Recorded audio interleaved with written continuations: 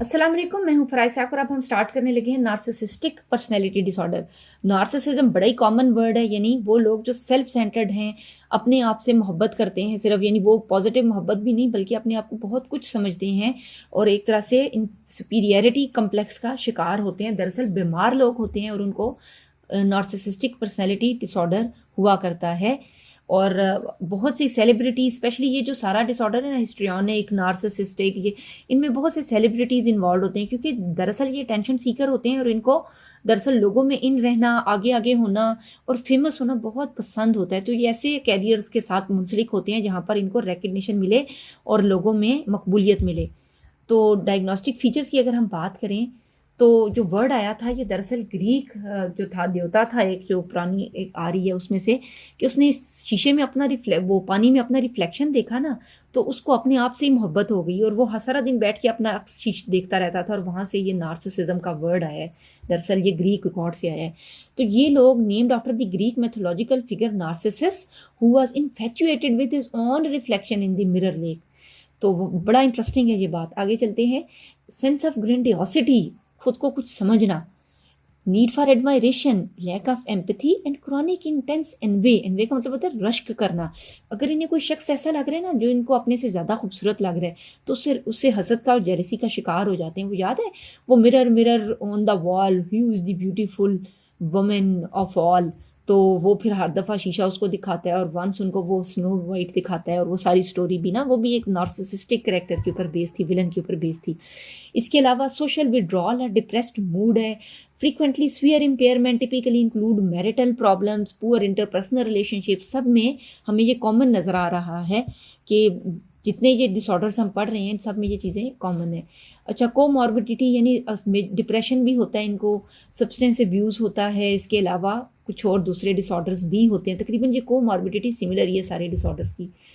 As और gender की अगर हम बात करें, अर्ली एडल्टहुड में या टीन एज लाइफ में ये स्टार्ट होता है और लेटर ऑन फिर ये चलता चला जाता है और कोर्स भी इसका डिमिनिश होते हैं। तमाम पर्सनैलिटी डिसऑर्डर थोड़े से नॉर्मलाइज हो जाते हैं after 40s and 50s।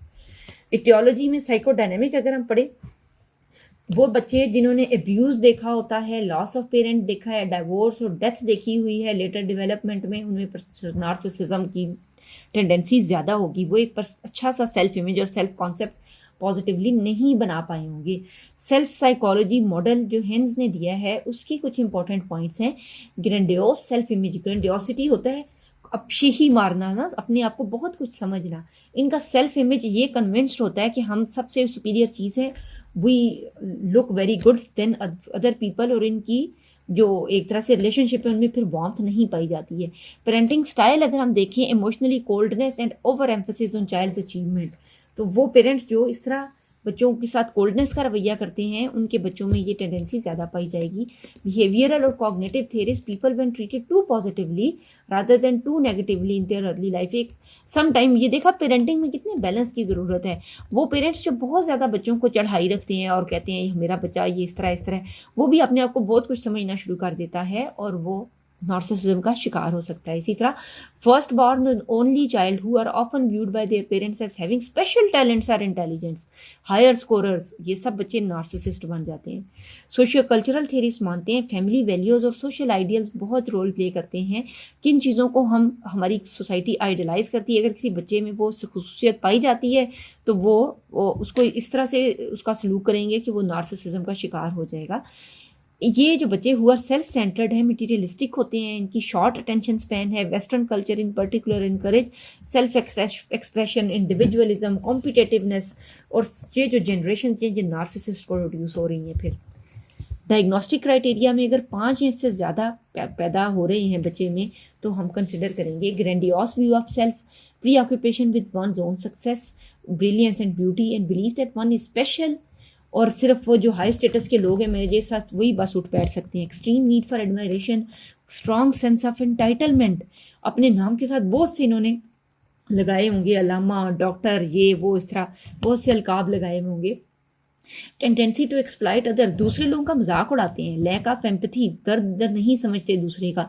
Envious of other हैं, एरोगेंट एटीट्यूड है ओवरऑल इनका।